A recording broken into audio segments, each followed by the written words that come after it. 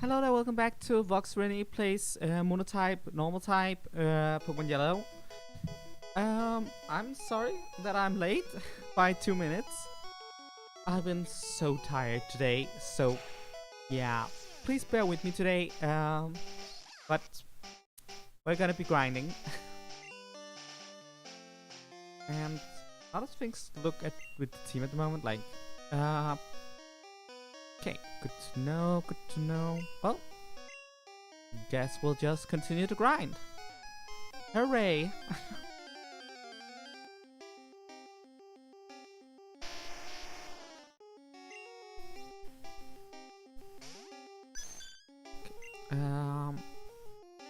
Gonna have Benedict come in on that. Hey there, Maddie, nice to see you. Welcome.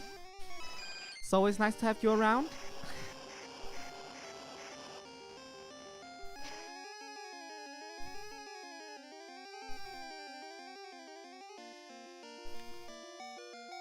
And that was a lot of damage. But hey, we defeated the Graveler.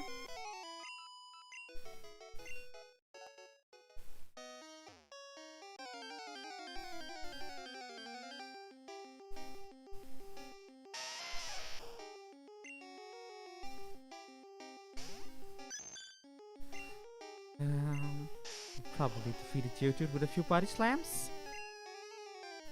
Oh, look at that, we got a Paralyze off. And it's self-destruct. Surprise, surprise. It's self-destruct.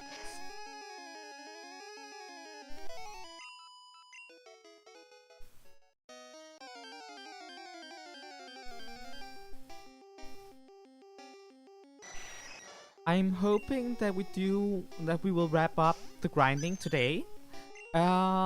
Because we're getting really close. And I'm starting to believe that we can wrap it up today. And it would be nice, because then we could do the finale next time.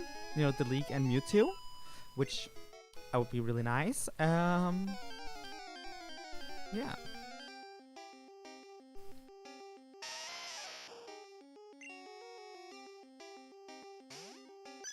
Once we've been in the League, we should probably buy some Ultra Balls, I think. Really get ready for Cerulean Cave.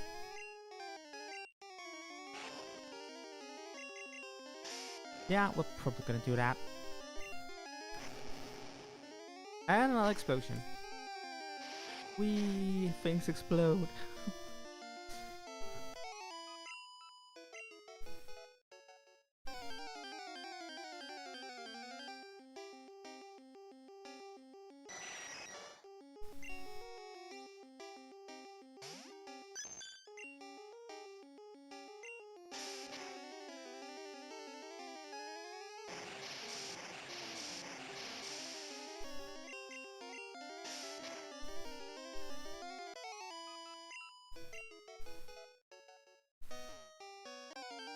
Thinking about Kura.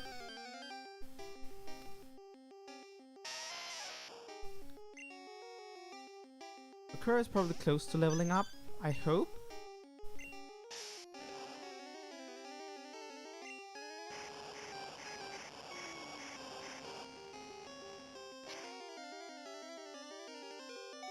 Earthquake me? When you accidentally touch the touchscreen? I need to stop doing that. It happens so frequently for me. Oh no, Geodude used Harden. Whatever shall I do? Oh, I know, Surf! Which is almost identical to Generation 2's animation for Hydro Pump. There it is, level 55. Just one more level with Volcura and I can focus on the Pokemon that actually has moves that can hit the rock stuff for proper damage.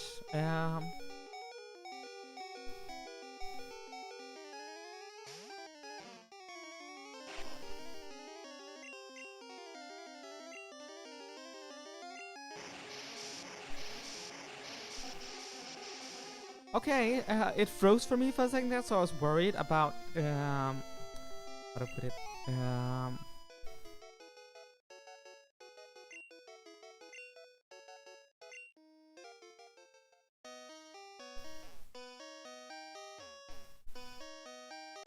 Well, not that it matters. I was worried for a second about whether or not it would affect the stream, but it seems fine now, so everything's good. Everything's good. I think like Moby is probably gonna be our next priority after Valkyrie. Valkyra. Why did I use Surf on a gold bat? I don't have to use... Ah, this is so... How to put it? I'm so autopiloting this. Like... Oh, it's just so easy to just... Rain off and do stuff. Right now.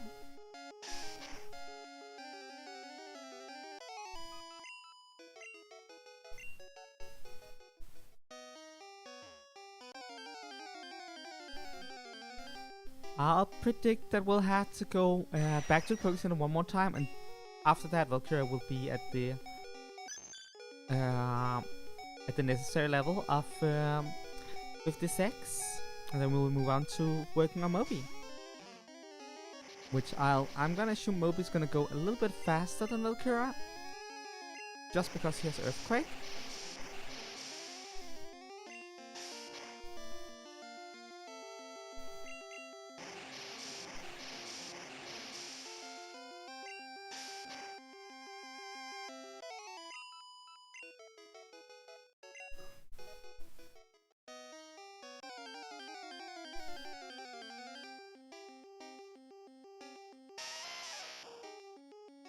That is definitely a Geodude.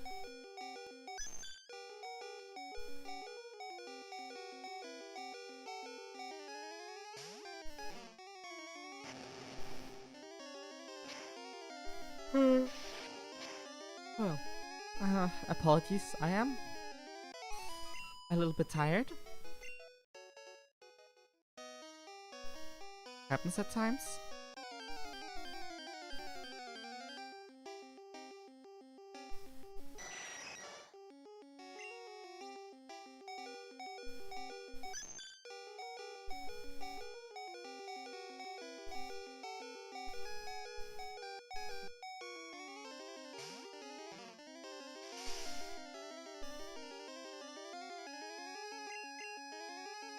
Another body slam.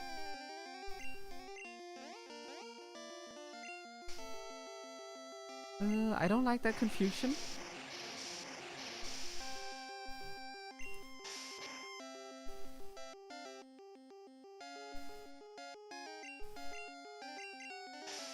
I do like paralyze my enemy.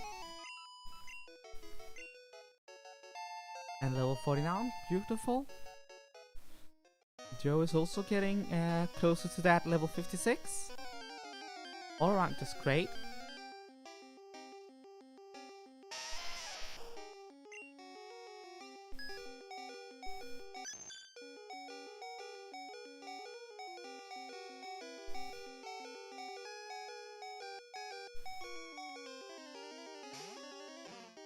Currently, if my math is not off, we have 28 levels to gain at the moment.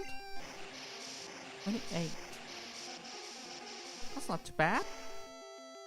We're like 60 something originally, so good progress.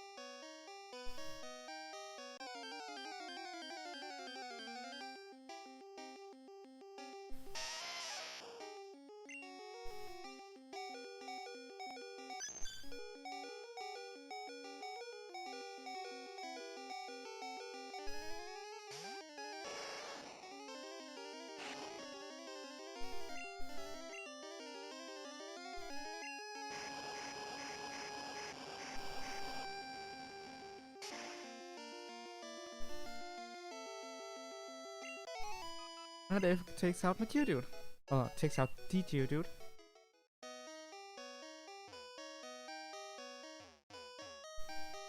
Yes, progress. Woo! Spent the last... What is that? Almost a month of this?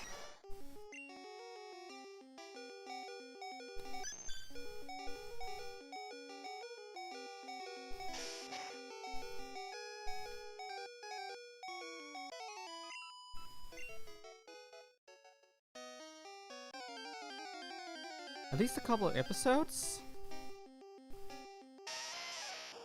I think this is the third or fourth week of us just grinding in Victory Road. Which I know it's not very interesting, but it has to be done.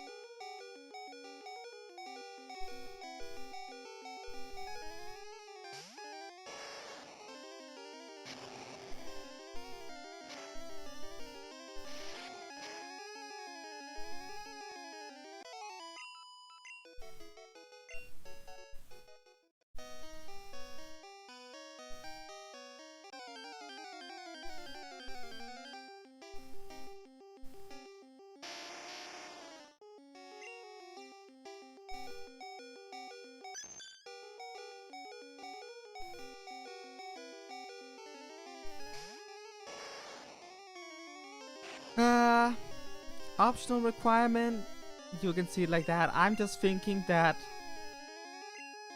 I like the option to save between the Elite Four members in case something goes awry. I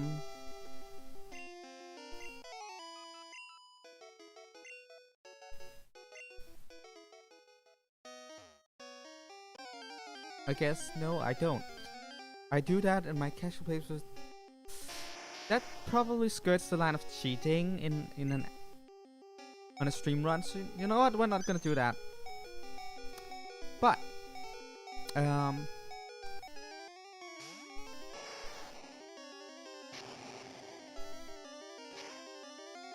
logic here. Right, we don't have that much money, so we can't buy that many healing items. Which means if things goes completely tits up, we basically won't have another shot. Which is why I'd rather be safe than sorry. Because, as you know, I kind of want this challenge to be a long extension of challenges. And I'm not gonna fail any of them. I refuse to fail any of them. If I fail any of them, I'm gonna start over.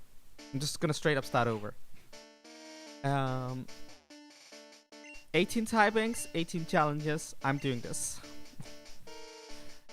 I mean, that's why Ultimate is in the title.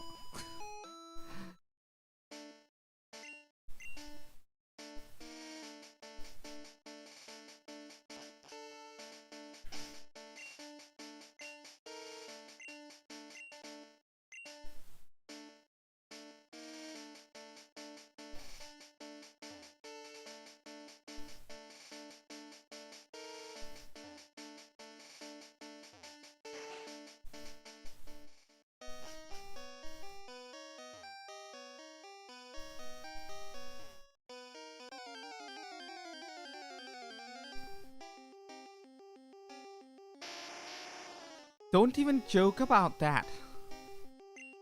I'm glad they're not Nuzlocke. If they were Nuzlocke, oh my... But they're not. Lucky me, they're not.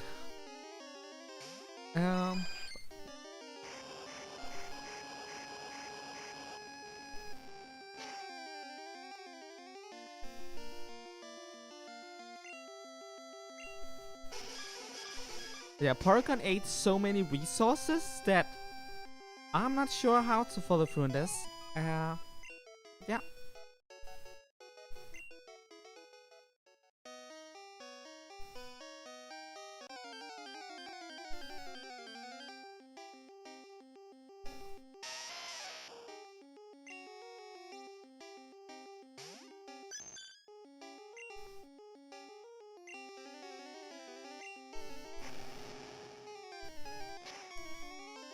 Don't explode in my face. Just don't do that. It's not nice.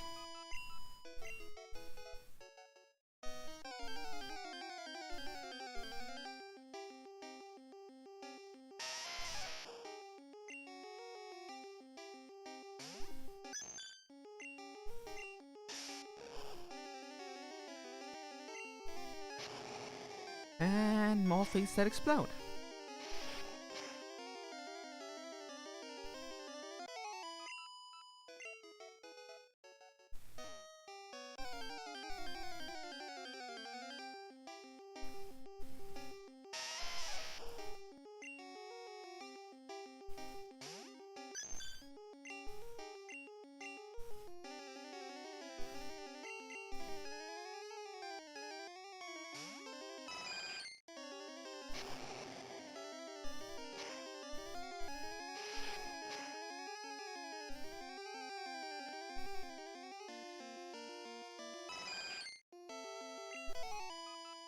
What are you talking about?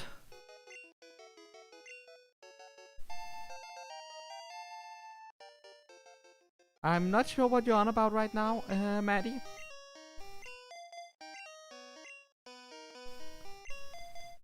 Okay, Benedict is down for the count, but also 27 levels to go. No, wait. 27 levels to go, and also we have now moved on to Taurus, and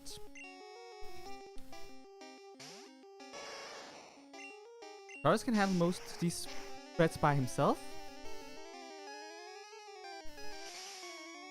Confuse Ray. Confuse Ray is not okay. The more things the Pokemon can handle by themselves. Come on!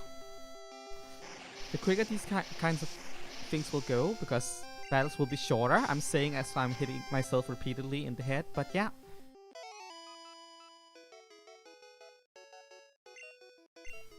There was a Porygon fight last time? Might have missed that. Sometimes I do leave the stream for like 5 to 10 minutes.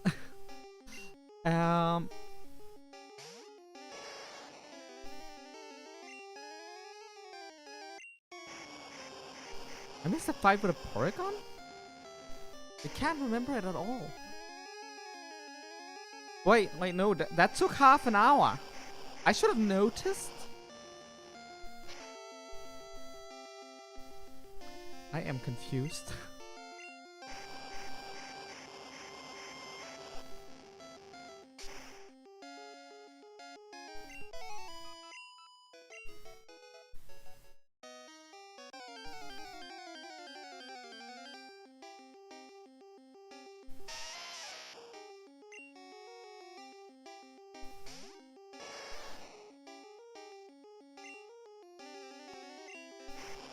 How the hell did I miss 20 minutes of your stream? I need to go back and look at it.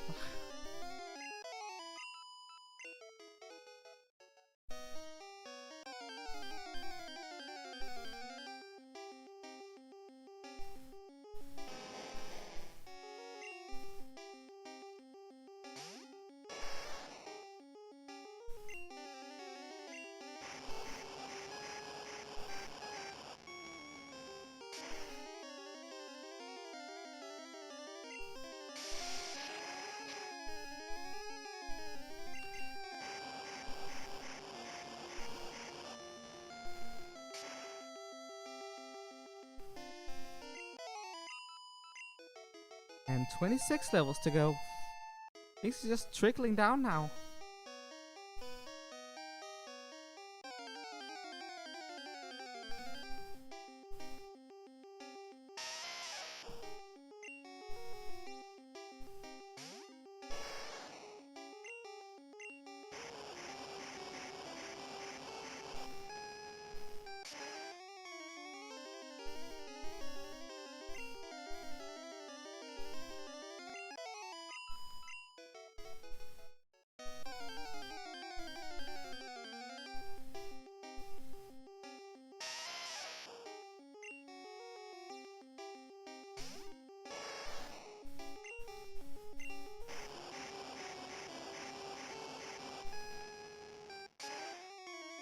2 streams ago.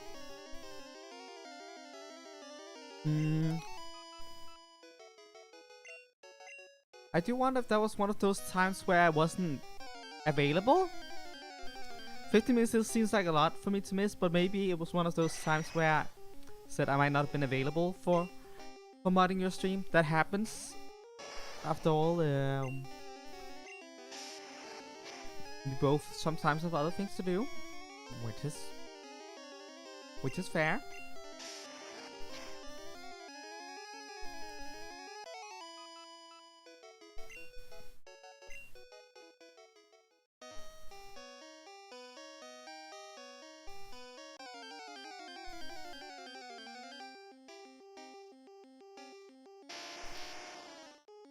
I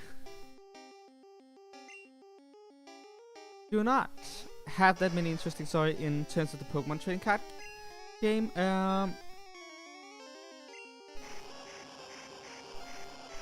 I can see your message is retracted, so I guess I'll... Okay, you just wanted to what's it called?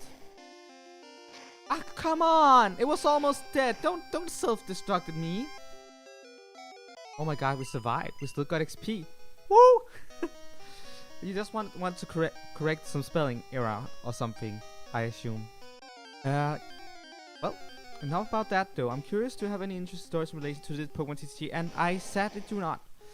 The thing about the Pokemon TCG is that I spend most of my time with that while I was very, very young. It was when I was like 10 to 12 years old that maybe even younger than that. Maybe I was 8. I started getting into Yu-Gi-Oh, and that was like my focus from trading card games. When I was 14, I got into Vanguard. So most of my memories for Pokemon the trading card game are very shallow, because I was so young. I can't really remember them. I can remember something where my dad drove me around while we were on vacation somewhere. I don't know where it was. There was a lot of forest, and I got a Celebi starter deck, and I loved it. Just the fact that I had like a shiny Celebi card, that made me very, very happy. What else do I have? I collected a lot of Pokemon cards over the years, and I bought some sometimes, just packs sometimes. At what is it called?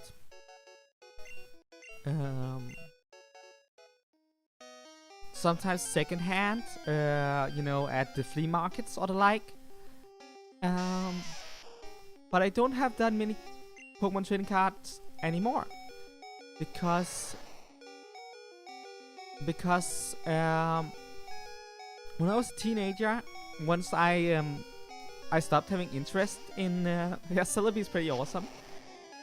It just popped up in my chat for me, so that's why I went on that. I was a teenager. I wasn't really using my Pokemon cards for anything anymore. There wasn't really anyone to play with. I had a few decks. I had made a Ghastly deck for what it's worth. And I also had some really cool Pokemon cards that were like not from the trading card game, but they were like plastic cards where you could see through them, and then you could put them on top of each other, and they gave like a whole picture together. So that was like those were also trading cards. They were really cool. I remember those very clearly because I thought they were like amazing.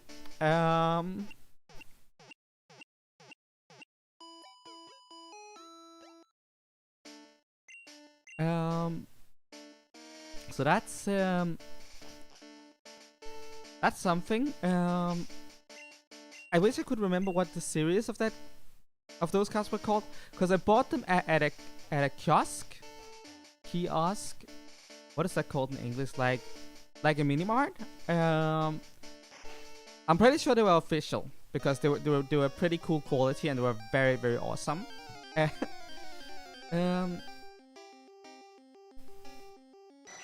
But yeah, I almost had a complete collection of those. They were awesome. As I said, they were made of plastic. They were, some parts of it was see-through, some parts were not. And when you overlaid them with fitting cards, like if you had a bay leaf card and you had a razor leaf card, you could overlay them, and then it gave like a fuller picture that was like cool. And you could also take that razor leaf card and put it on a different grass Pokemon, and it would also like kind of like and work together. It was really, really cool. So I highly doubt that they were, like, I'm pretty sure they were official. Even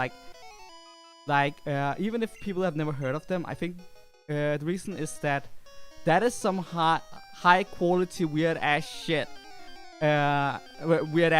gimmick for something for someone to bootleg that. Like, bootleggers don't put that much effort into stuff. They don't. So I'm pretty sure they were official. But yeah, I wish I knew what line it was from. Maybe I should try and Google it at some point. But yeah, I had those as well, alongside a big collection of cards. And when I was a teenager, when I was like, Yu-Gi-Oh!, Vanguard, that was what I was caring about, so I really didn't use them anymore. So I gave my entire collection away to a kid named a kid who was named Oliver. And Oliver is a very common name, so good luck trying to find that kid. But yeah, he was my upstairs neighbor's son, and he loved Pokemon. And you know what? I thought to myself that if I'm not using these cards, he will get a lot of happy memories out of them. So that's what I did. Entire collection. And that's probably the best Pokemon story I have. I gave my entire collection away to a kid named Oliver because he liked Pokemon and I wanted to see him smile. Yeah.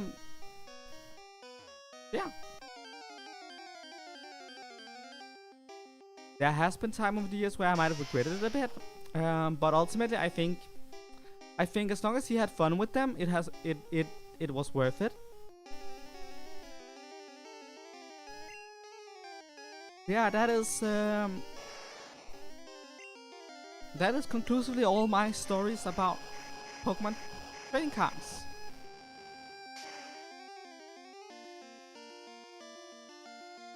I do have a few nowadays as well. I bought some in recent years, because I've been wanting to try out the trading card game again. But that's mostly because I'm a trading card buff, as Maddie pointed out. Yu-Gi-Oh!, Vanguard, Body Fight, White Sparks, Vycross, what else? Pokemon Digimon as of recent. I just love trading card games. Also some obscure stuff like the Teen Titans trading card game. I also have trading cards for stuff like Ben 10 and Dinosaur King, but those are like really bad. But I love trading card games. I love the mechanics of them. I like to analyze meta games and stuff like that, and I just really enjoy some cool mechanics, and I have a lot of fun with cards. So if I run into something and I'm like curious, I'll buy a few cards, play a game, see what makes the mechanics of that game tick. I love to do that. Yeah.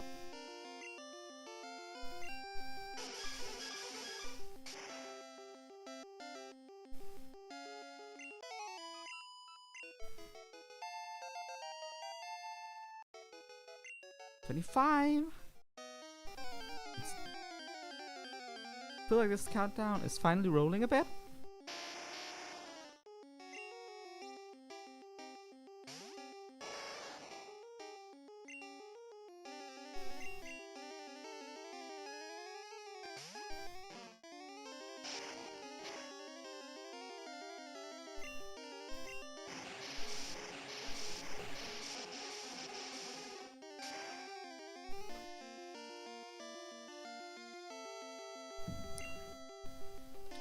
On that note, the best card game story I can tell you, like if we just look at card games in general, the best card game story I have is from a tournament, a Vanguard tournament back in 2015. For those of you who don't know, Cardfight Vanguard, as the game is called, has a system that is called a trigger system, where when you take damage or when you attack, you get to check the top card of your deck, and if that card has a special symbol on it, you get like you can get like wild effects like extra damage, or get to attack again, or healing, or draw cards, you know, wild effects like that. One of the reasons why I think Vanguard is so much fun, because there's this element of uncertainty with it, and I know that sounds like an RNG mechanic to what trading card games usually being very strategic games, but honestly, I don't think there's a problem with Vanguard, because Vanguard has a lot of strategic elements to it. If anything, it's primarily strategic, but that little flair of luck adds a little bit of spice to it, and I feel like that's a really good balance for it to have. That said, I was at that year. I brought a Tsukuyomi deck to the tournament. It was a relatively big tournament. I had to go to Germany to participate. I'm from Scandinavia, Denmark specifically. And like, I brought what's called a Tsukuyomi deck. And for those of you who don't know, Tsukuyomi is the Shinto god of the moon. Really cool mythological character, but in Vanguard, it's a cute little girl, because anime, of course.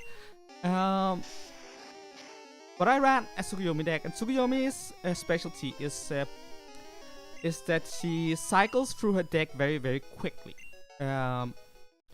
Not by drawing or by getting you resources, but by like, they have a lot of cards that says like, check the top 5 cards of your deck, add 1 to your hand, put the rest at the bottom. Check 5 cards from the top of your deck, do this, put the rest to the bottom of the deck.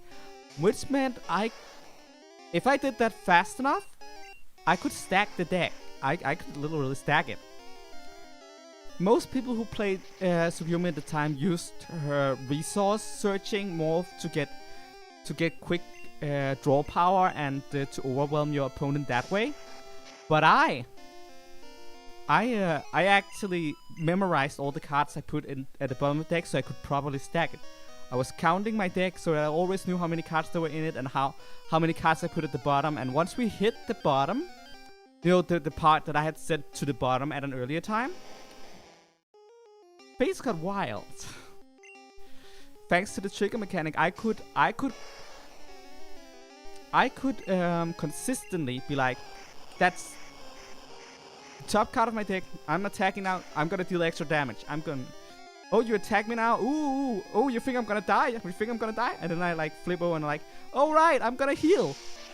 That was a lot of fun. But yeah, most people weren't expecting that, because most people don't have the memory to do what I do on the fly. I have very superb memory. Not like it's a selective memory thing, where if I want to remember it, I can remember it. I can remember very specific things for a surprising amount of time. If I want to. It's mostly my short-term memory that is really good. But if I want to overlay it into long-term, usually it also works, but not always. But my short-term memory is really good. So I can like get away with stuff like that. But people weren't expecting that.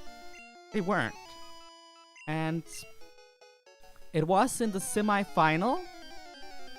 There was a guy, he was like, we had a good game. He was not bad. We had a really good game.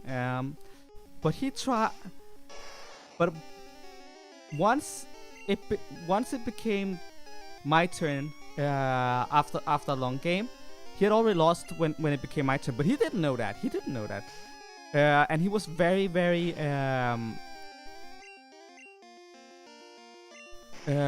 worried about what I was gonna do, because he felt the pressure.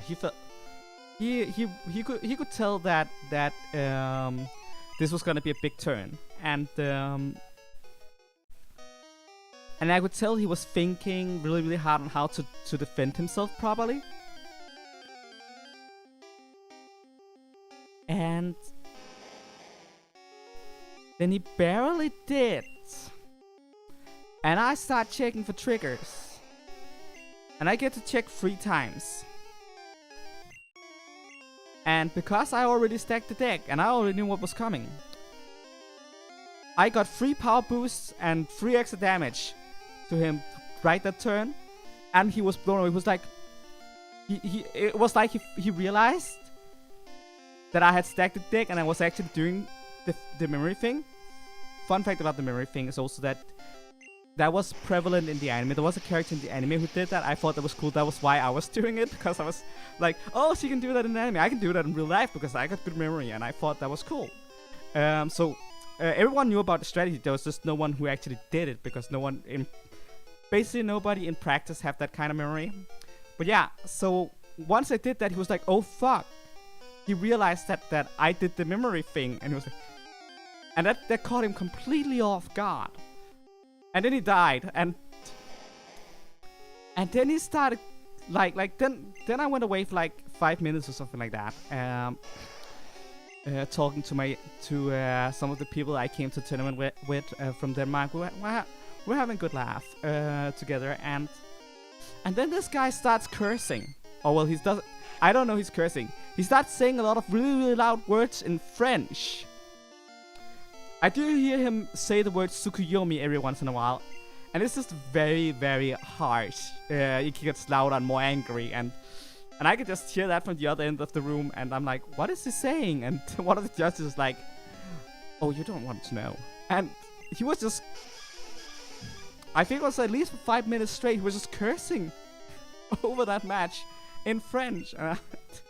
I'm very proud of that. Like, I don't like pissing people off, and I feel bad for him. It was the semi-final, it was a big tournament, and I understand that he wanted to win. But I am proud of winning so decisively over someone else in a card game that I love, that he would curse about it for 5 minutes. So yeah, that was great. Funnily enough, on the same day, there was someone who asked me, there was someone I was fighting, and one of his friends came up and he was like, are you getting your ass kicked by a girl? And I was sitting, I just stared daggers at him, because I was like, oh, you sexistic nut job. I don't want to hear that kind of shit from you. So I was like, you want to fight me? And then he was like, no, I don't want to lose to a girl. And I was like, okay. Okay, fair enough. At that point, I kind of understood he was joking, and you know, from that, I don't want to lose to a girl. Like he was like, yeah, I'm gonna lose that. The fact that he led with that kind of put me on a more loosened up mindset. But yeah, generally that was a good day. I did lose in the final, but it was a team tournament, and my team won the final. And the guy I did fight in the final, he was a Shadow Paladin player, really good Shadow Paladin player. Like, in that battle, I actually did the thing where I actually managed to get the stack going, and I actually survived a turn where I was supposed to die because I got my stack heal.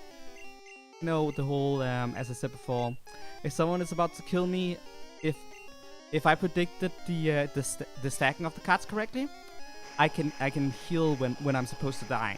I actually managed to do that. So basically, I had an extra life for that game, and he still kicked my ass.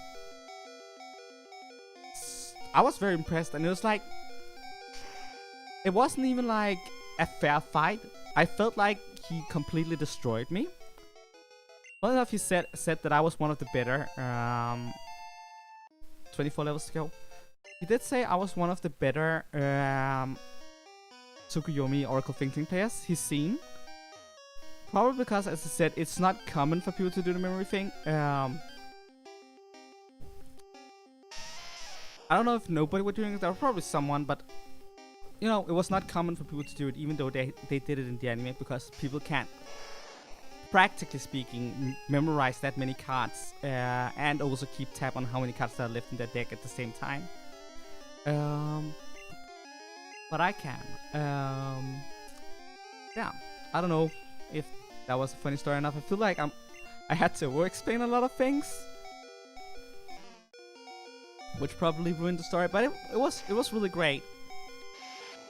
And I have to be honest, like, doing that battle with the French guy who cursed at me, or not cursed directly at me, but cursed for 5 minutes. I felt a little bit like Yugi from Yu-Gi-Oh. You know, I was like, I got to check for triggers 3 times, and I got all 3 of them.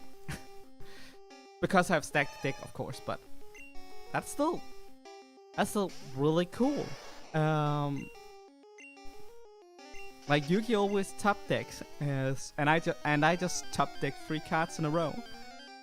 So yeah, that's I guess that's my best card game story. Too bad I have to explain so much for it to make sense to people who aren't into Vanguard. Because if you guys had just been Vanguard fans, all of you, I could just have said, I fought this guy and I was playing Tsukuyomi. I actually have a good enough memory to do the stack trick from the anime, and so I triple critted him to death. There, short story, right to the point. It's kind of funny. But I know you people aren't all Vanguard fans, so that sitting here having to explain how triggers work and so I'm sorry if that story wasn't that fun because I had to explain so much.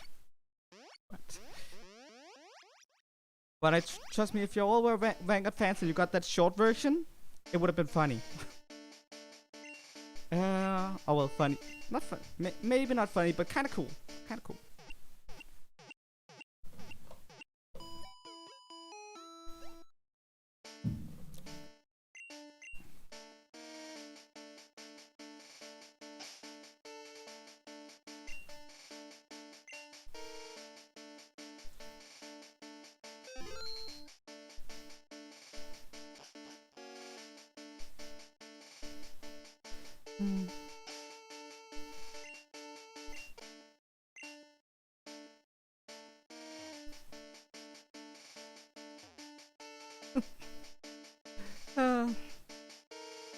Well, I am a nerd, and I'm very proud of that.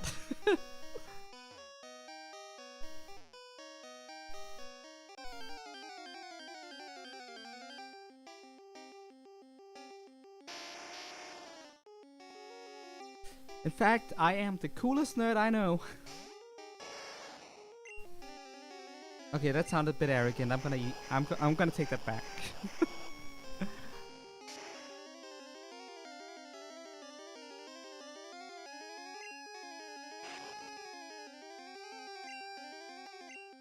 My thoughts on the bare bones minimalistic anniversary so far?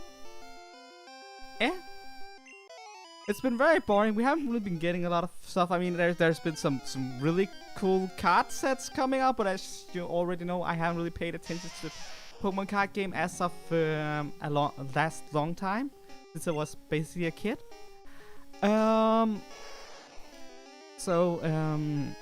Good on that. But also, we are also in a situation where due to Corona, they haven't been able to ship as many cards, and there are scalpers, so that is a shit show anyways.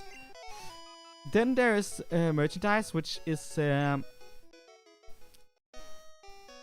I understand that correct, most of it is like related to the Pokemon Center in Japan, and I can't really do much about that. Then there's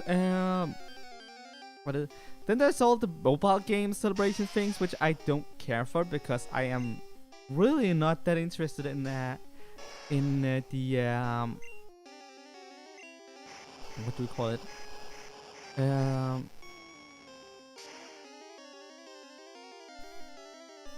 Gacha game scene. I've been playing Pokemon Go a little bit, but even Pokemon Go, which doesn't feel as gacha-y as a lot of other gacha phone games, but even that one got tired of me after a while. So yeah, I don't really care for that. The big release for this year. The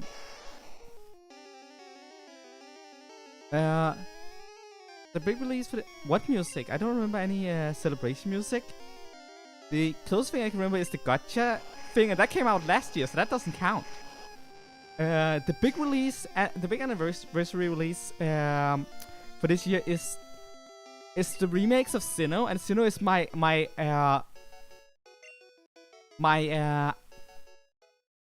what's it called? My least favorite Pokemon region. That's Sinnoh. I think the Diamond Pearl games are awful. I do believe that Platinum rectifies some of it, but I don't think it salvages it completely. And honestly, yeah. So I am very indifferent to the remakes. I'm gonna buy them. I'm gonna play them. And I hope that they will sell me in Sinnoh, because maybe it's the limitation of the hardware that made it so that the Sinnoh game really didn't feel good to me. So I am really hoping that the remake sells me on Sinnoh, because I could shit on Sinnoh all day, and you don't want me to. You don't want me to. I know all of you are excited for the Sinnoh remakes, and you have nostalgia for it, and I'm not a mean person. Difference of opinion and all that. But yeah, I could rant about Sinnoh for a long time. I don't really care about that.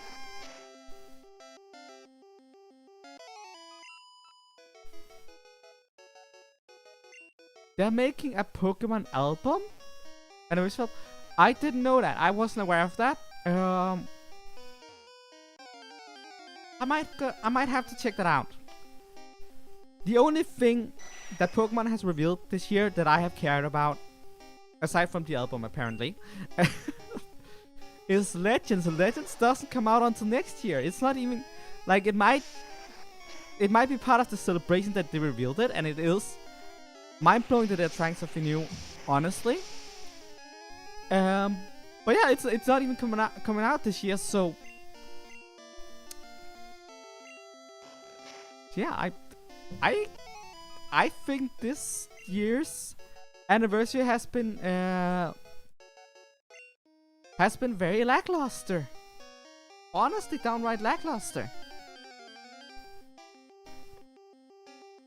Yeah. That might be an unpopular opinion. I don't know. If everyone else is having like a great old time with the Pokemon anniversary, but I'm not feeling it.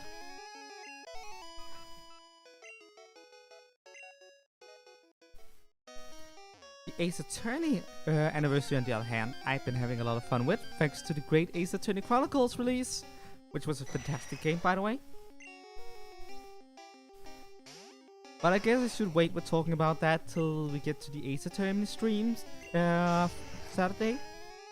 That will be Saturday, I think.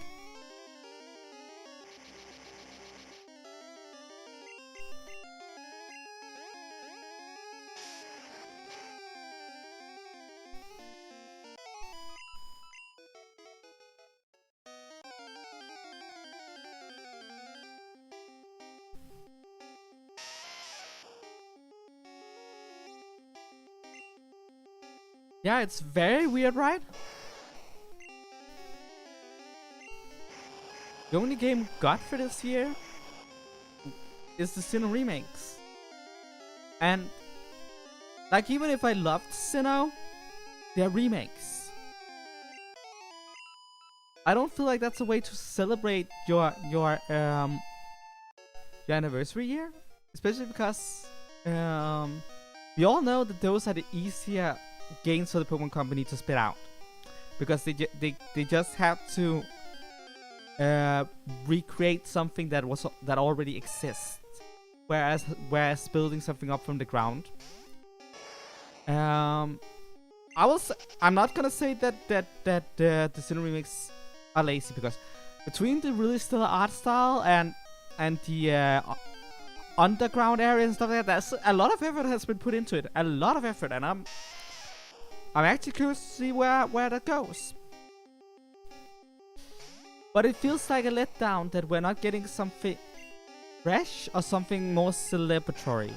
Like, maybe if they made a Kanto remake, I could have seen it, because then it's like the roots of the franchise. But also that would be disappointing, specifically because we already have 2 different separate occasions of Kanto remakes. But that's an entirely different issue. Like, I think maybe Legends would have been the perfect game for the occasion. It's a breath of fresh air take on Pokemon.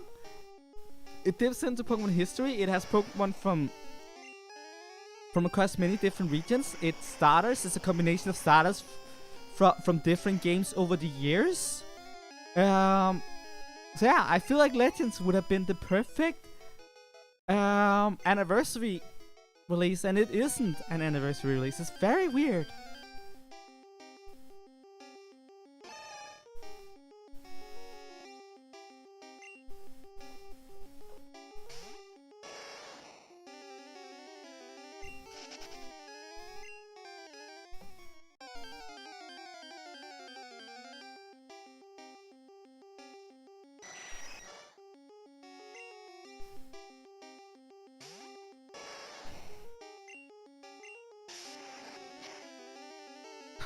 So yeah,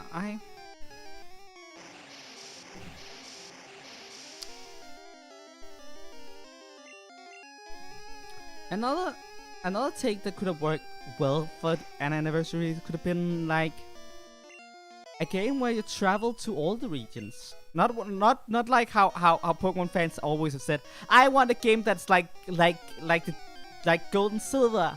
But once you're done with Kanto and Johto, you get to go to Hoenn and Sinnoh and Unova and no, please don't. I'm thinking like a story where you get to see, where you get to experience small parts of each of the regions, mostly iconic stuff like the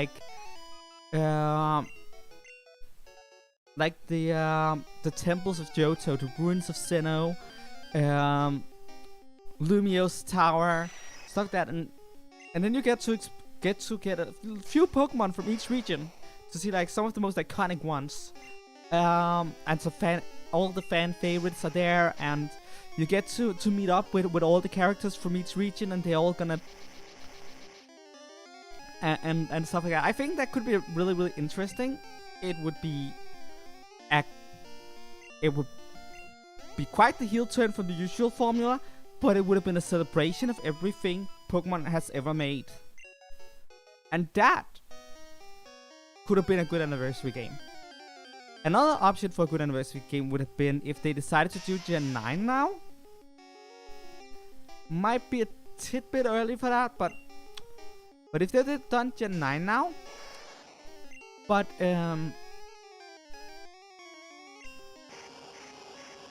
focused on all the old characters, like how like every once in a while we get a cameo from a character from an earlier game. There's also like stuff like Kabu in Gala, who seems like he might be a Flannery's dad.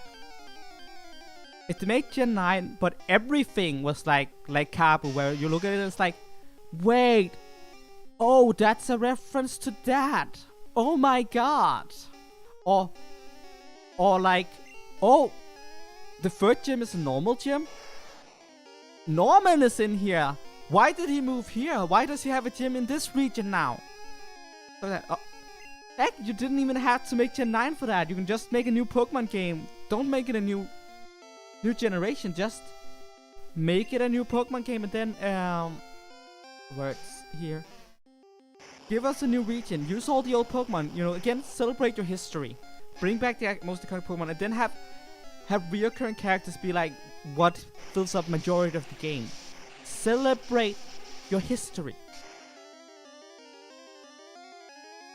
Another thing they could have done is stick with that idea. Make a new game, new area, new story, no new Pokemon. Just celebrate your history. But then have all the boss battles. I don't know if they would be gym leaders or if they would be something else. Let them be the frontier brains of Emerald and Platinum.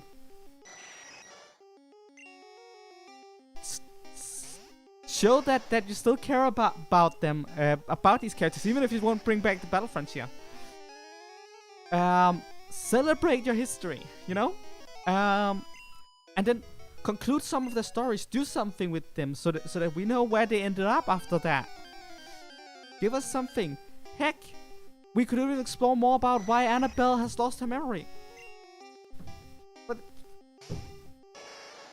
But this is just a well of what ifs and ideas, but it's like anything would have been better than just a remake. And like we were always supposed to get this in a remix. It was an inevitability. Whether we get them 2021, 2022, 2023, doesn't matter. We get them. Just be patient. They didn't have to be the anniversary year. The anniversary year should have been for something special. And that's not what we got.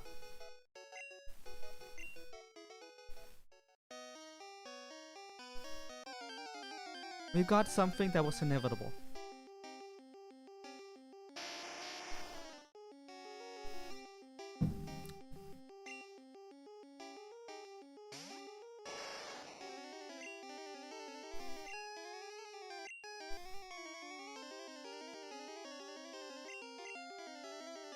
Oh, yeah, that was actually pretty cool. I like that.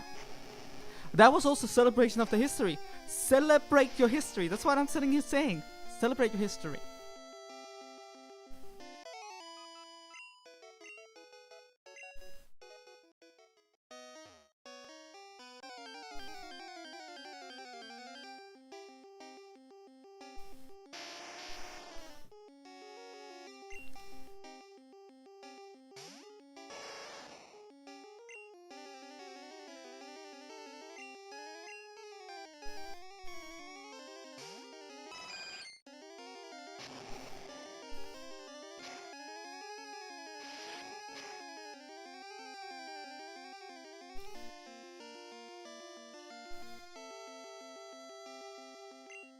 Oh damn, a crit?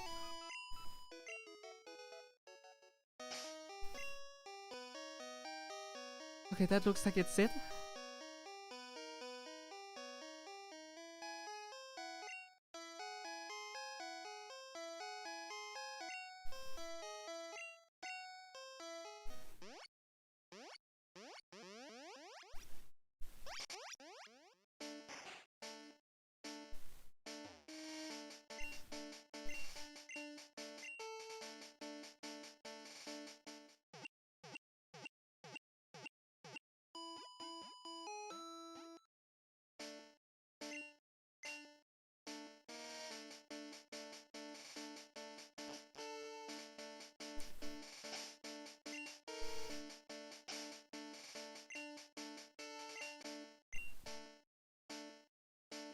But yeah, again, I feel like Legends would have been the perfect, could have been the perfect anniversary release. Again, starters from 3 different regions, new evolutions and forms for Pokemon from several regions, including Johto, Unova, and Kanto, like with Cypher's new evolution, with the Basculin's new evolution, with Standard's new evolution. It feels more celebratory than the Gen 4 remakes, and I think you might be right that they might have wanted to release it 2021, and it's really too bad that they couldn't.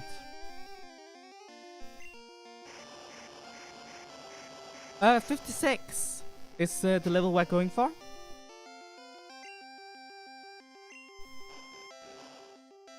As I said, I thought things would accelerate once we were done with the birds, and it did. And things accelerated again now that we're done with Valkyrie, because now everyone has countermeasures for everything.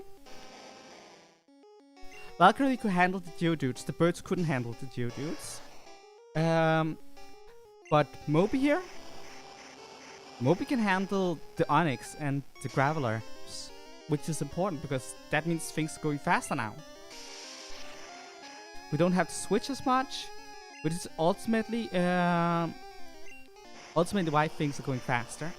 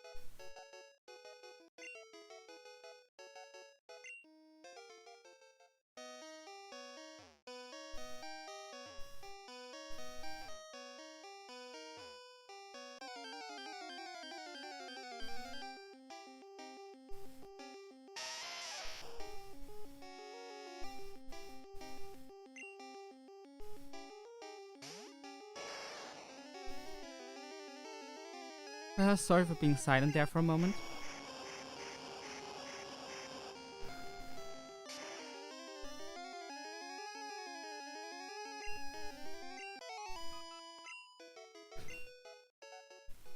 I was just looking at some stuff, but it's not important right now.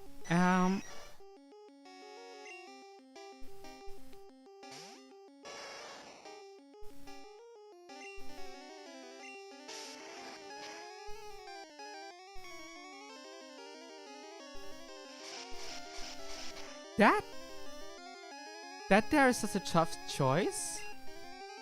I mean, it also depends how you look at it. It's like, is there a favorite Pokemon of mine that I want to see get some more attention? Maybe a new evolution alongside a regional variant? Probably Curlia, Gardevoir. I like to see Gardevoir get the love he deserves, because Game Freak as a reason had treated Gardevoir like the waifu Pokemon. I know the internet treats it like that, but it's the French Knight Pokemon, and I want that acknowledged. And if the current Gardevoir looks too much like a bride for whatever reason, then change it, fix it. It's one of my favorite Pokemon, and I hate that it is misunderstood like that because it's such a cool concept, and it's the reason why Galate exists as all was in an attempt to rectify that, because everyone misunderstood it as the waifu Pokemon. And honestly, but honestly, I hate that Game Freak has embraced that Gardevoir as that waifu Pokemon. I know they haven't said it out loud because it would be if they actually admitted that. But you can tell by the design of the Mega form of Gardevoir in X and Y, which was basically just one big wedding dress. And come on! Make Gardevoir the awesome, fierce knight of friendship that it's supposed to be. Please. So that's probably up there. Both for the reason that that I like it, and I want more of it, but also because it's misunderstood and there are things to be fixed, and it kind of needs a new form to kind of like sell that it is what it's supposed to be, you know, a knight. That said, the question is whether or not we're talking about Pokemon that I feel like needs attention because they're either overlooked or because they're misunderstood in the case of Gardevoir, or if we're looking at Pokemon that I really like and want to see get one. But I guess Gardevoir and Curlia fulfills both for me, so there you have it. But yeah, otherwise Dunsparce is very much in the forgotten category of this one needs something. Yeah.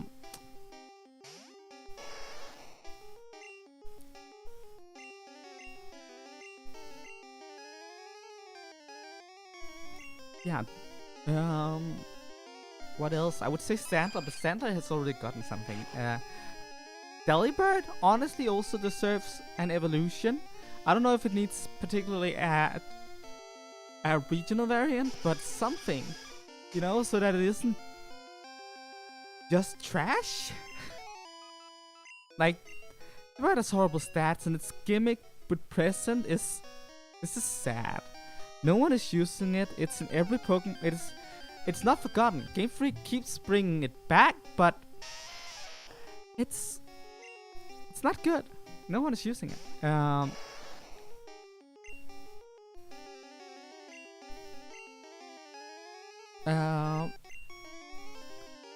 In terms of favorite Pokemon of mine that I just want to have more attention, I think Dugong.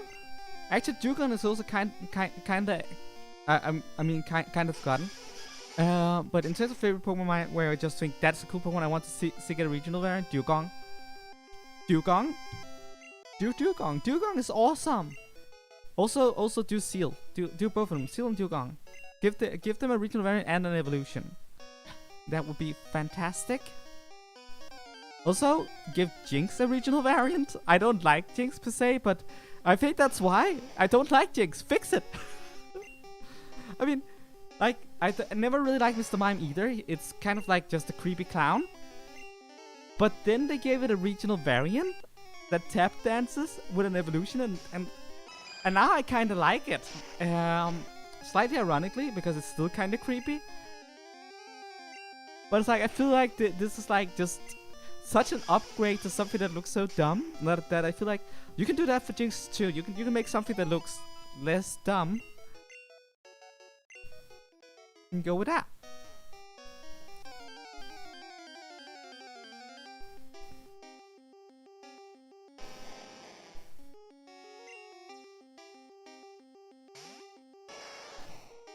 Also another one that I might as well mention is Onix. Regional variant Onix. Give us Crystal Onix. Just give us Crystal Onix. Why we haven't gotten Crystal Onix yet, I don't understand. Like, literally, they made a region based off of the Orange Islands, and they added regional variants. They very much seemed like they were inspired by what was going on in the Orange Islands, and they didn't give us the Crystal Onix. I want Crystal Onix. Give us Crystal Onix.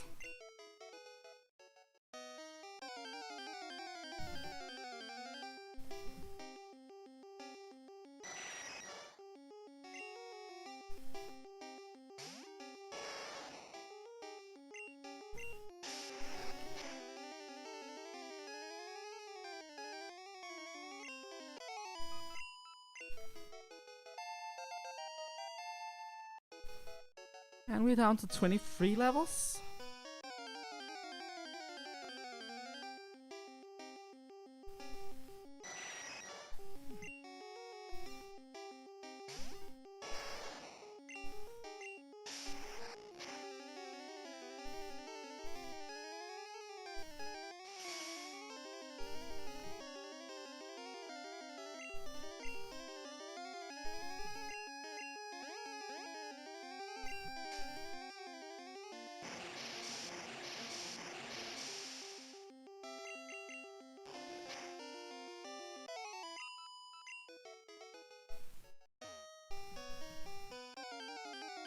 I actually think, now I think about it, a Psychic Steel variant of Gardevoir. Knight. Make it look more like a knight. Add some steel elements. Give it a lance or a sword or something. Yeah.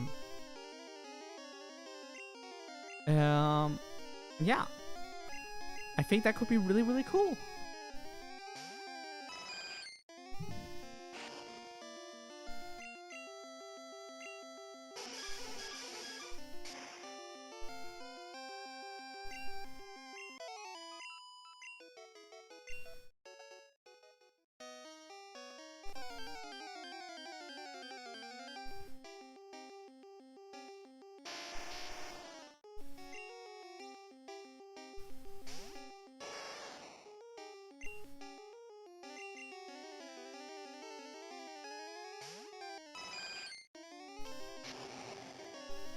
And it blew up. Fantastic. You survived, Benedict. You can do it. Oh, you cannot.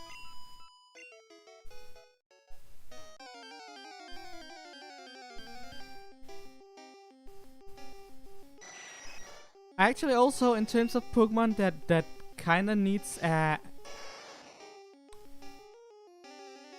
some fixing in the design department, just put the entire Unova Dex on the list of that.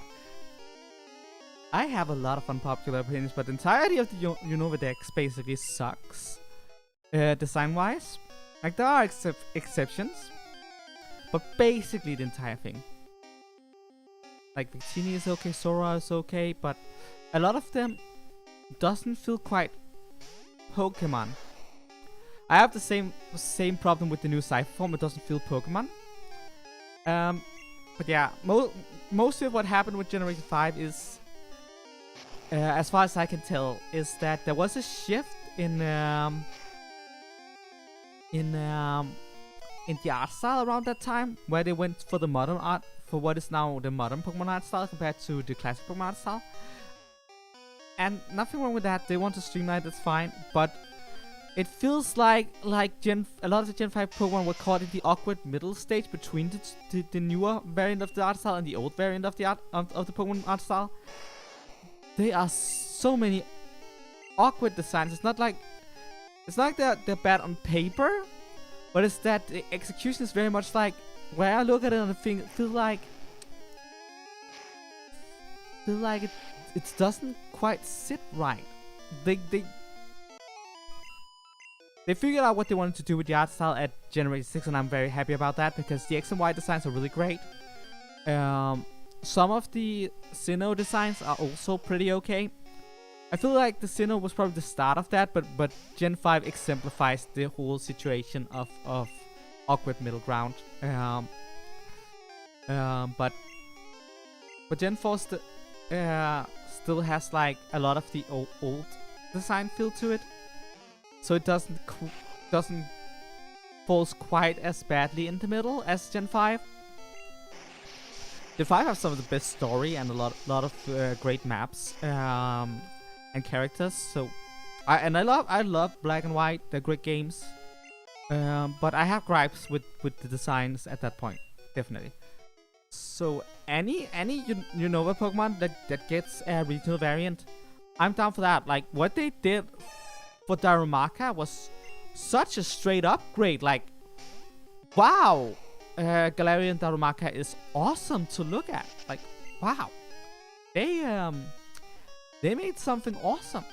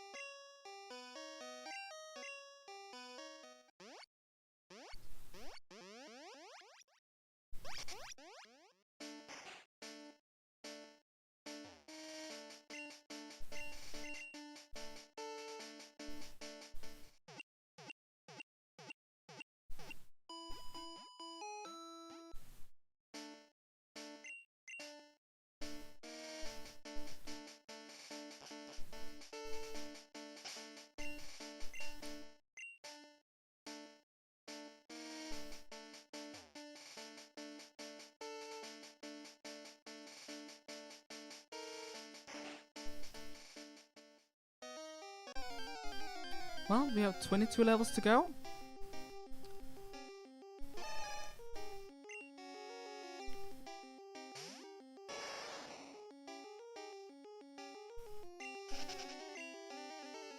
Fun thing about that Machoke silhouette, every time I see it come, I think, oh, that's an Alcremie.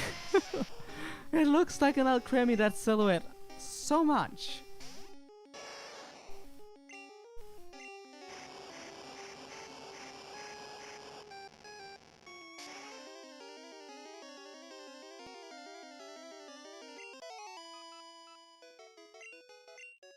It's kind of weird that it looks like an Alcremie that much.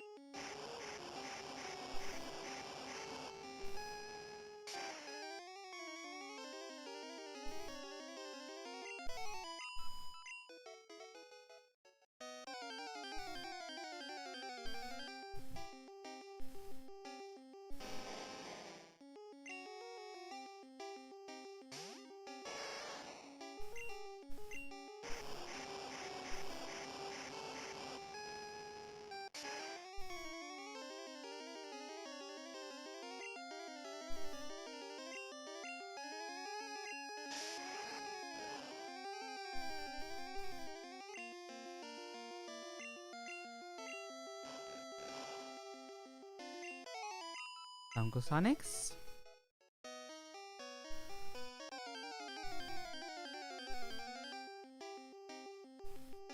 And another Onyx. Yay!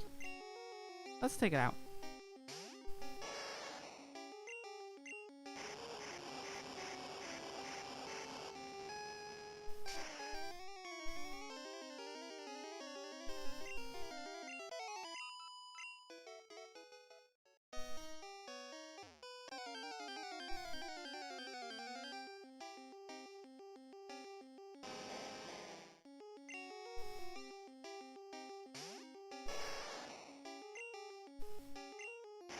Sure, I'm meeting a lot of Onyxes right now.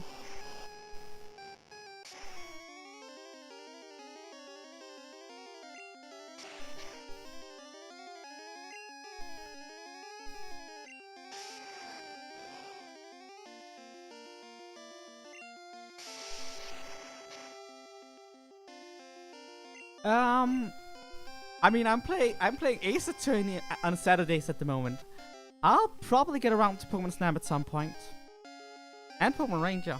I love Pokemon Ranger, so. But yeah, I'll probably get around to it.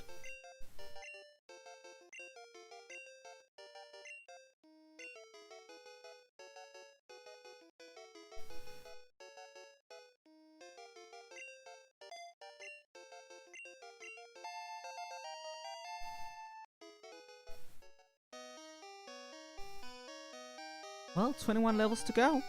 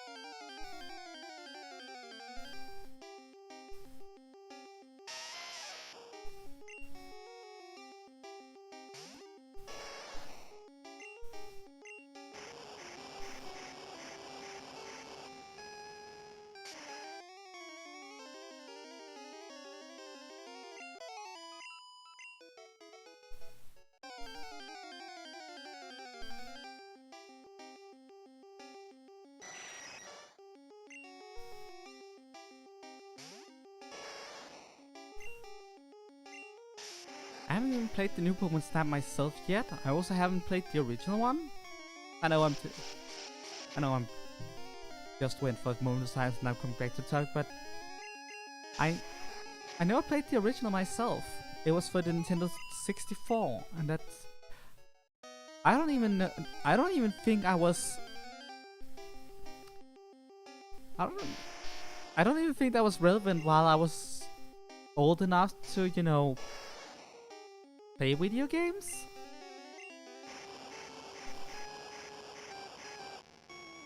But I definitely always want to try it, and the new Pokemon Snap looks fantastic, so I definitely want to get around to it.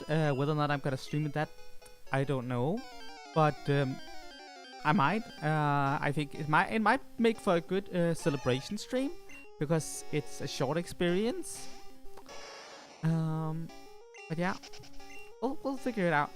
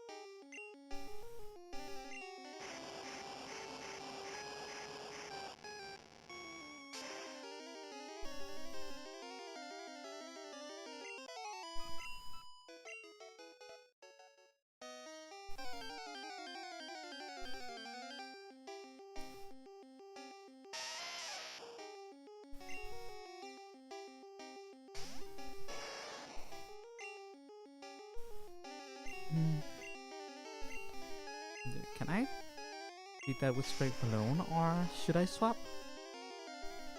Looks fine. Unless it does that. It did that.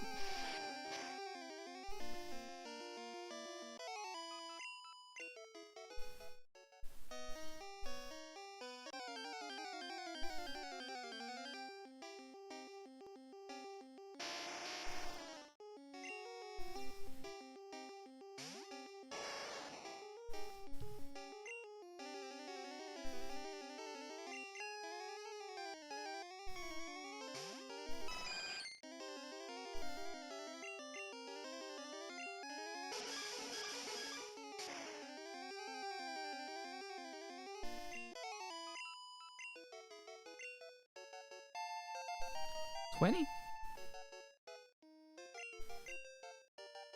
Oh, you're trying to learn light screen.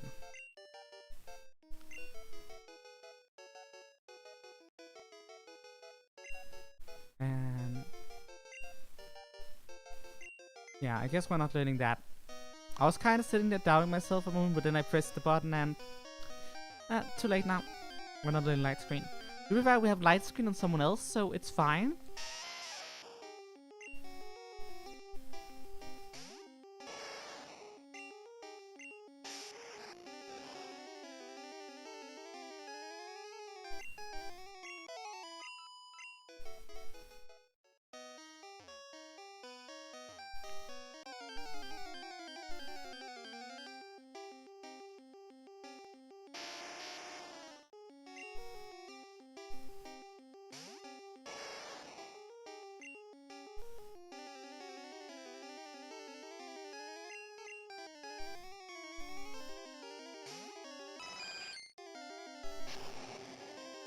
Please survive, Benedict.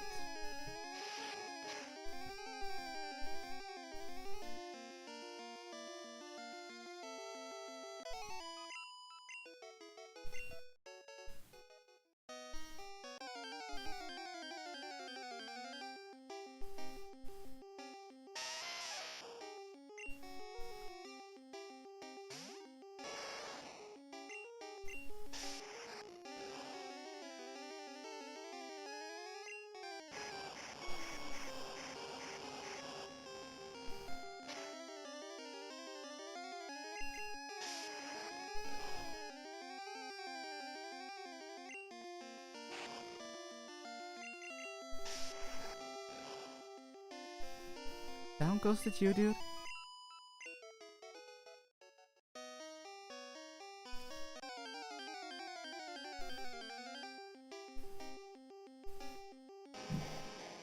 And another Onyx. Great.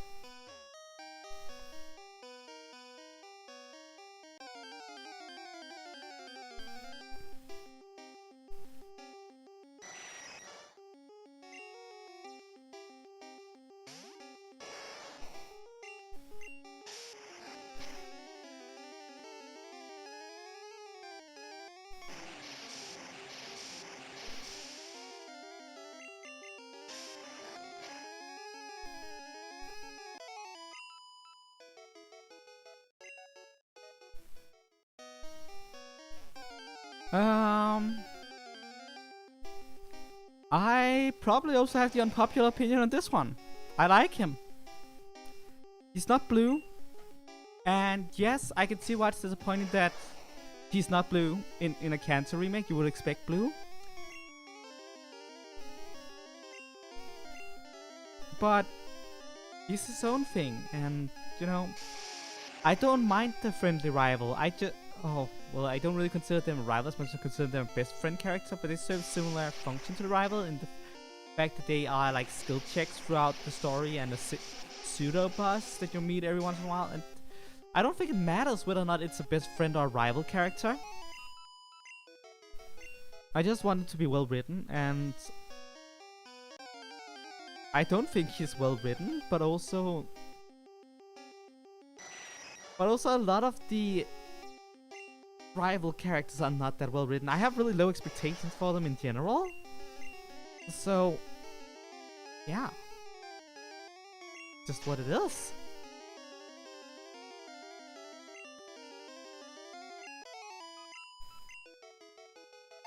And we are now in the teens. Fantastic. I love how we leveled up and then we got into red.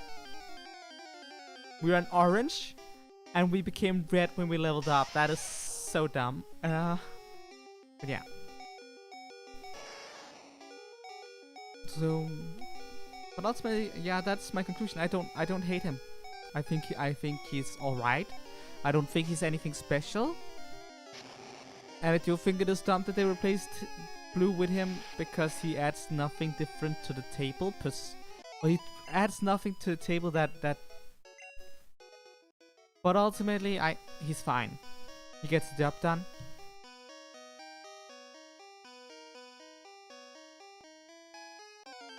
If we go with rival characters loosely defined as reoccurring character that start the journey around.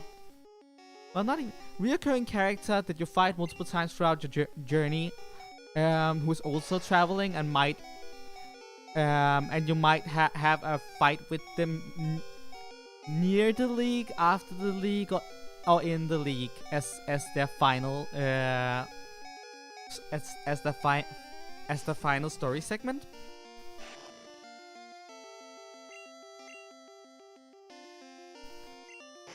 That is very loosely, but I would include Blue, Silver, Wally, Brendan May, Dawn Lucas. No, not Dawn Lucas.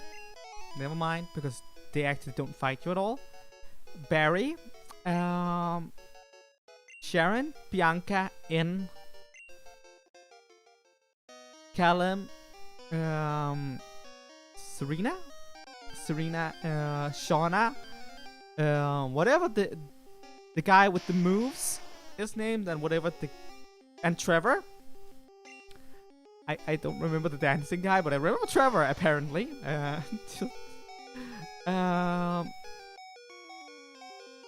And it would include How and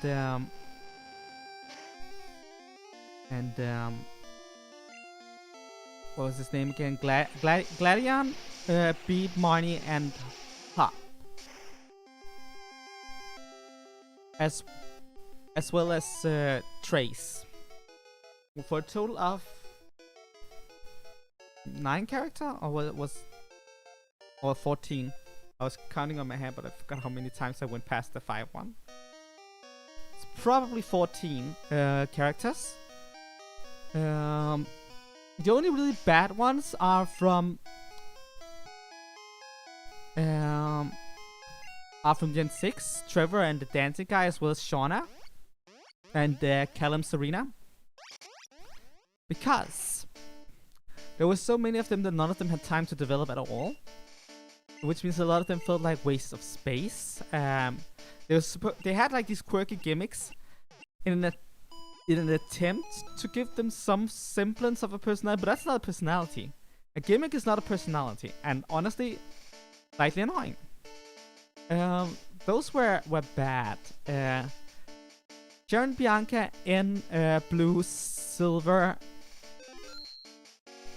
Wally, Gladion, Hop, Beat, Marnie.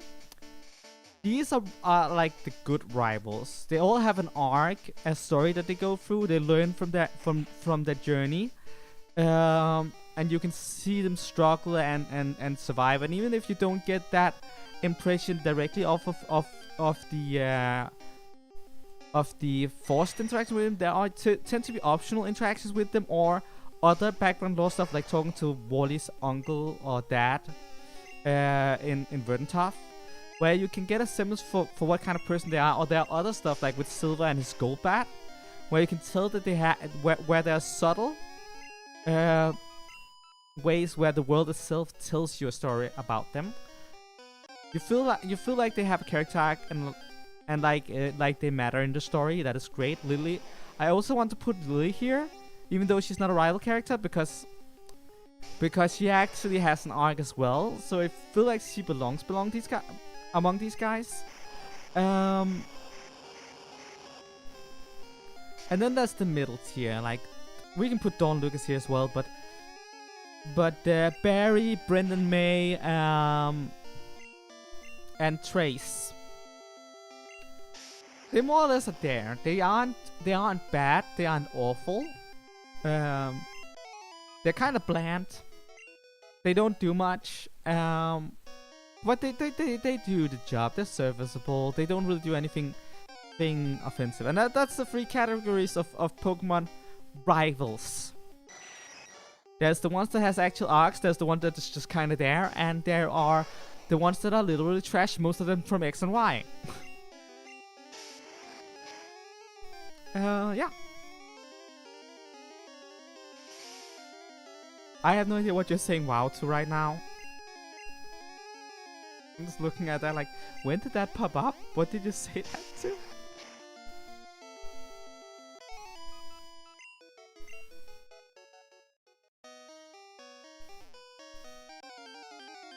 I think it has been blurry ever since Generation 3, because Wally always felt more like a rival than Brendan and May did to me. So already there, I feel like we would have to put into question what counts as a rival and what it means to be a Pokemon rival already from Gen 3 onward. And I think that's fine, honestly. If you ask me, Red and May is not a rival character, they're a friend character. Wally is the only rival in Hoenn. And similarly, for Generation 7, How is the friend character, Gladion is the rival. The only thing How has going for him in terms of being the rival is that he's the oh, in response to Lily being mentioned, yeah, she is not technically a rival. She doesn't even qualify for the best friend trainer because she's not a trainer. But I still feel like she belongs there. Yeah. How is more of a best friend kind of thing. The only thing that's going for him in terms of being the rival is the fact that he's the final battle of the league, and he does defeat the Elite Four. But also, that's retcon from Yusum, so I don't even know how much that doesn't like. Yes, it happened.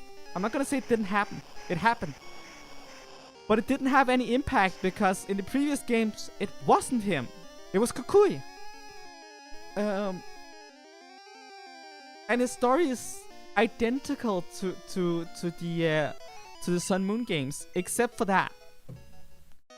So I don't feel like that does anything to rectify whether or not he's a rival. Gladion, on the other hand, is a character that opposes you ideologically. He goes a grayer route than you, but he ultimately has a good heart. And he tests his strength against you because you piqued his interest. That is what rivalry is all about. Mutual respect of each other's strength. Even if you don't like each other, or if you do like each other, there is friendly rivalries, there are hateful rivalries, but rivalry is all about that mutual agreement of competition. And I feel like Gladion fulfills that much better than How ever did.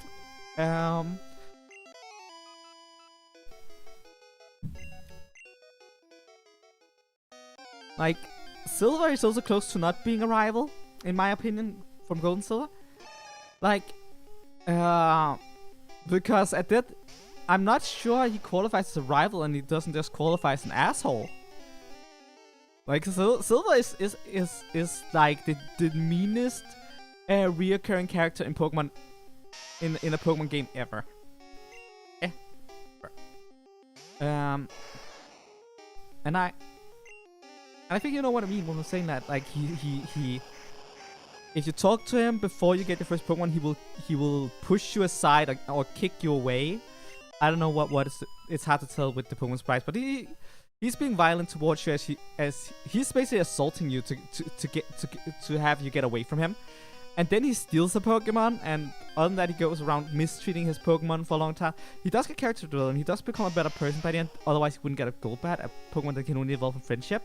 Which again, what I'm saying about stories being told in different manners.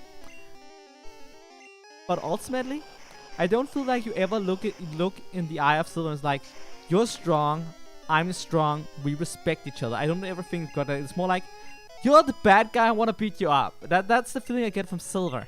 You're the bad guy, I want to beat you up. So I feel like Silver is more of an asshole than he is a rival. And that can both be a good or a bad thing. I don't think it's a bad thing. And people has been like, I want the jerk rival back. Yeah, it doesn't get more jerk than Silver. Silver is a jerk.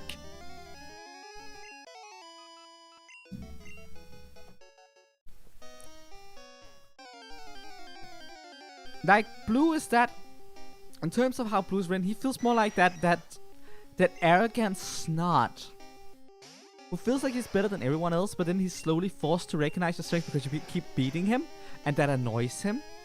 But he refuses to admit that he is lesser than you, and he is also strong, so you have to acknowledge him yourself. Which is why I feel like that works really well as a rivalry in terms of storytelling and chemistry. That feels like a rival. No? I also feel like Pokemon admitted to this themselves by Generation 2, where they... Or did they call him Rival Silver, or did they call him Pokemon Trainer Silver? Let me check that.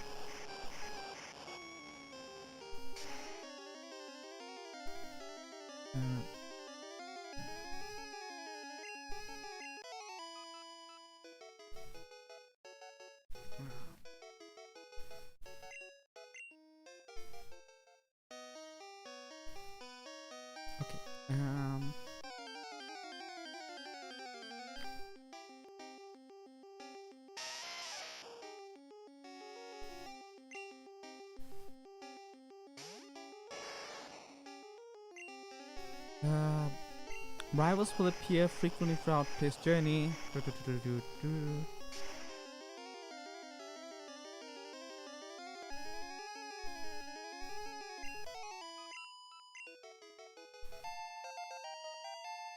I forgot about Hugh because in my brain I skipped Black White 2. Hugh is also a rival, and we're gonna put him together with Lily, Ann, and Wally. Okay, just so you know.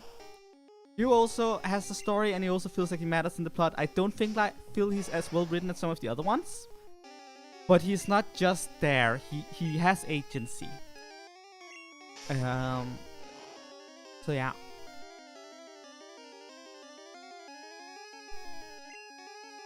Okay, Silver has the trainer class rival, but most rivals has the trainer class Pokemon trainer. It was from Hone onward they called the Pokemon trainer. Also, I forgot about Clara and Avery because they're the DLC rivals. Let's put them together with Marnie, Beat, Hop, and the others, because again they feel like they serve a purpose. And they have their own arc. So yeah, let's put them there.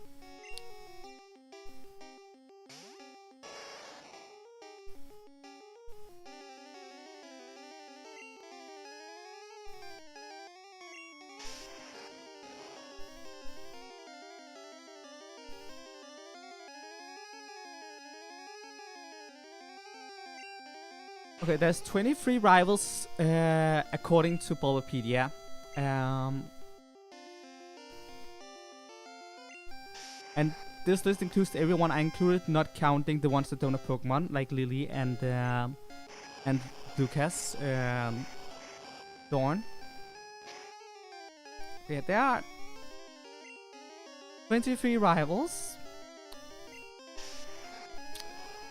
And a quarter of them are from X and Y. There are 8 generations, a quarter is from X and Y. That's dumb.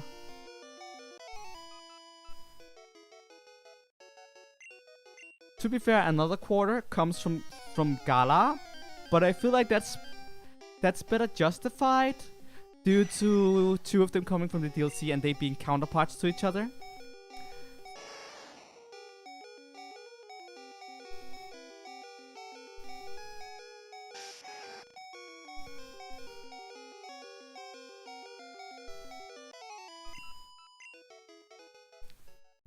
Also, we are in the teens now, which is awesome in terms of how much we still need to defeat. Oh, how many levels we still need? We're in the teens now. Progress.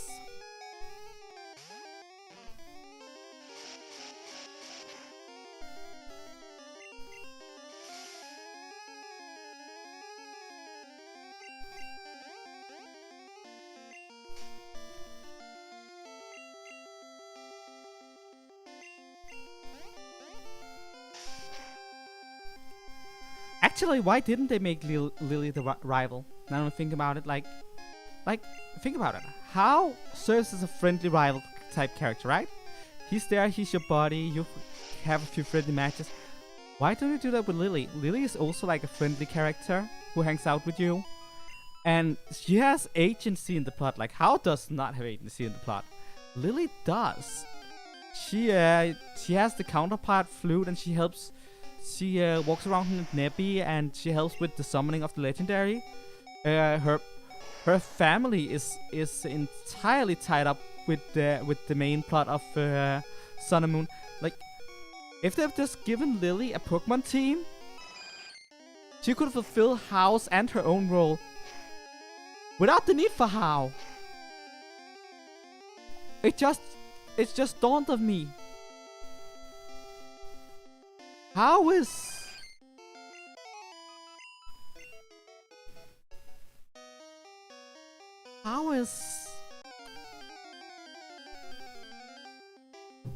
What is it called? What How is... He is... Oh, brain work with me. He's unnecessary? That's not the word. The word I'm looking for is... overflødig. But that's a Danish word. What is it called in English again?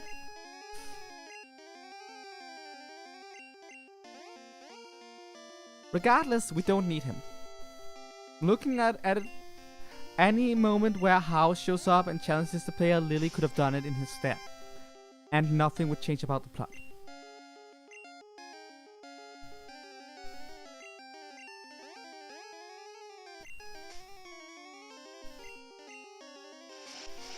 That is so sad.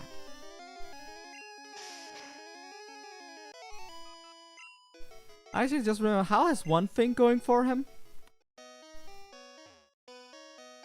His grandfather is a Kahuna. But if the most special thing about a character is that that he's related to a different character, then they're doing something wrong.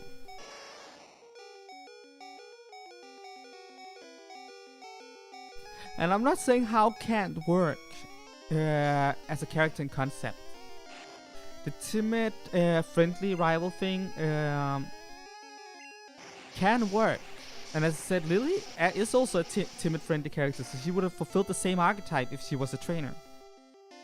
Which is like they overlap with each other in that sense. But the thing is, Hop is the same character type. But Hop has an arc to go through. He has to deal with his own personal issues. I know that the writing of Sword and Shield has a lot of problems, but they were trying to tell a story with Hop. They weren't with How. And Hop's character does change throughout the story, and he's a better person at the end of it because of it.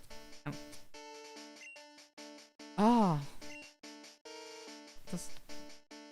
yeah.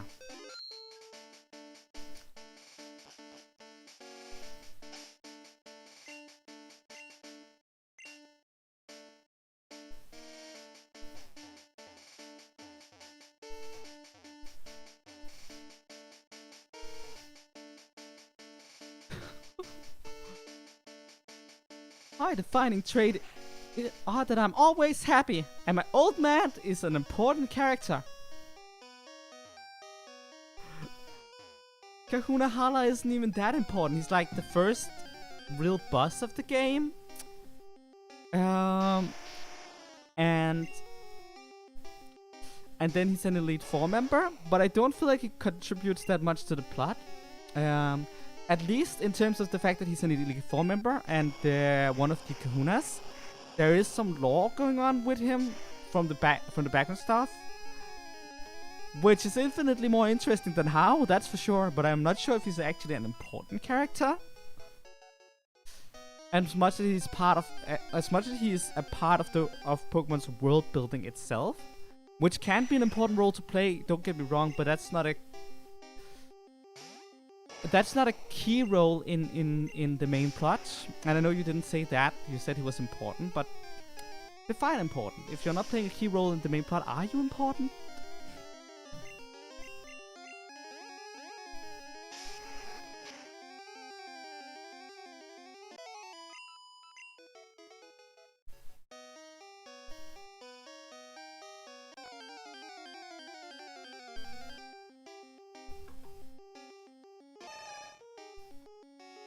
Also, the dancing guy's name is Tiano, the guy I couldn't remember. Just in case people need to know, his name is TNO. Who cares?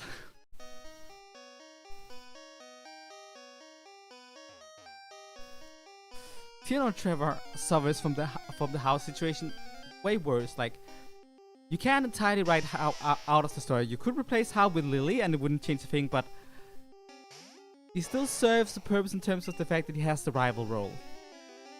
That's very minimal. And as I said, he can be replaced with Lily, but he has to be replaced by something in order for the story to still fill out the rest. Basically feel the same. Tiana and Trevor? You can write them out of the story and it's the same story. Straight up the same story. You can just write them out. Ignore them. That's worse.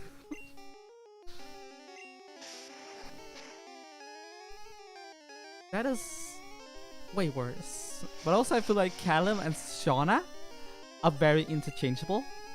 Like, one of them is supposed to be the friendly rival and the other one is supposed to be the rival. But I also feel like you could replace them with a mushroom and a fork. And it would yield the same plot. Oh look, it's a talking fork. It can't talk. But it's not it's a floating fork. It can't speak. And it has no personality because it's a fork. But it does throw Pokemon. It does throw Pokeballs and it can fight, so yeah. Definitely can fulfill both Callum and Shauna's roles. I think like the only thing Shauna does that can't quite be replaced like that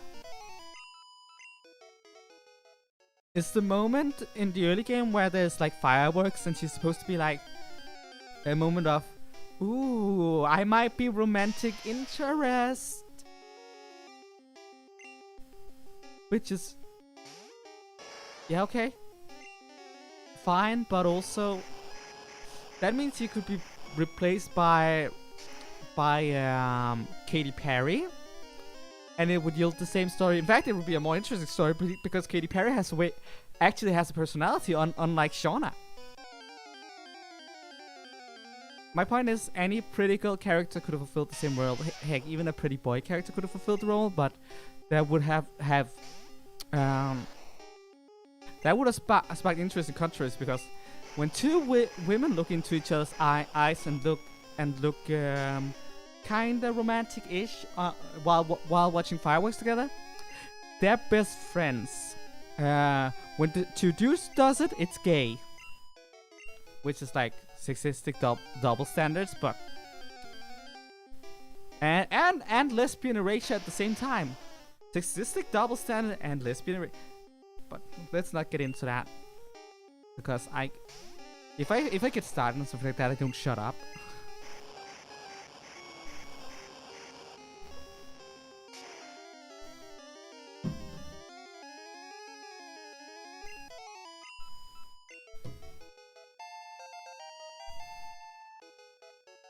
Honestly, when I think about it, it's weird they did that for Shauna and not with Callum. Callum Serena. Because if they had done it with Callum Serena, there would have been no problem. Because the other one is the gendered character that you didn't pick for your journey in X and Y. Which means if you're gonna do a romantic scene, if they'd chosen Callum Serena instead, the gay implication would. Yeah, I guess you can. Yeah, I guess you can replace Callum, Serena, and Shauna with anything, and as long as you swap Shauna for the best friend female character for the rival at the fireworks scene, everything works out.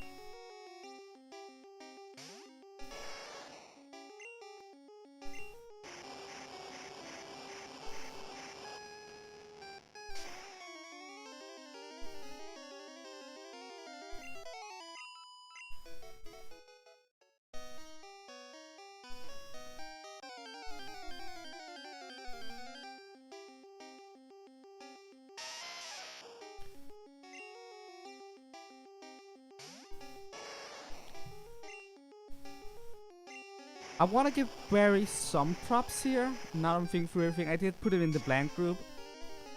Barry has a personality unlike most of the other bland characters. I mean, I guess Trace also has personality, and May Brendan also has personality. But Barry has like the most personality out of the ones I put in the bland group. He doesn't do anything meaningful in the story, and he doesn't really have an arc of his own, but at least he has a lot of personality. He is very unforgettable. And that can be either a good or bad thing. Some people find him obnoxious, I know. I am very indifferent to his monkey antics. But, yeah.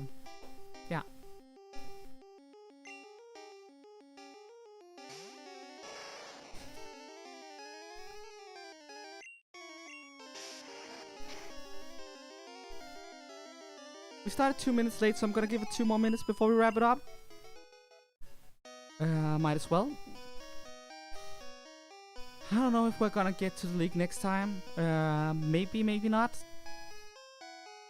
I'm unsure. But it's starting to look really good in terms of everything.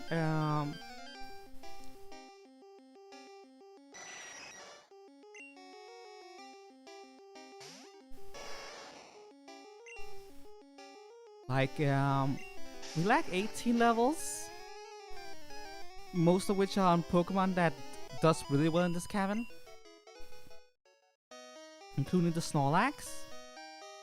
So it shouldn't take that long.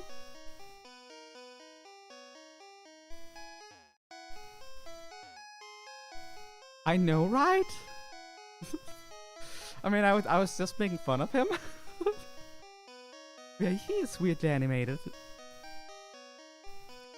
But at least he's unforgettable. Unlike, okay. So like, I already talked about how XY has like the most forgettable rivals ever, and that's like really sucky. But if you add on to the fact that they also have the most forgettable gym leaders on top of that, that's 13 really forgettable characters out of X and Y. Lysandra is not forgettable, but also he's a really, really badly written character. So, yeah. And do you remember any of the admin characters from Team Flare? Because they had admins, and I don't remember their names. I know they exist. I don't remember what they did. What else? Yeah. Oh, X and Y is just super forgettable overall. Even the Elite Four were like super forgettable. Like I know there was the Ghost Lady, Vikstrom, Mulder, and Seabolt. And like they are the most memorable characters in X and Y, not counting Lysandra. But also that shouldn't really be the gold standard. Like, we were less forgettable than everyone else. Should not be that's not a good standard. Anyways, that's it for tonight. I guess there will be more grinding next time. Thank you all so much for watching. I had fun tonight. I got to talk about a lot of things. Thanks for all the questions, Maddie. Really kept the ball rolling on me just rambling on and on. But yeah. Maddie, you just exemplified the problem right there. They made 20-ish characters that are all super bland and forgettable. X and Y is so bland. Thank you all so much for watching, and I guess I'll see you all next time. That'll be next month, this Wednesday.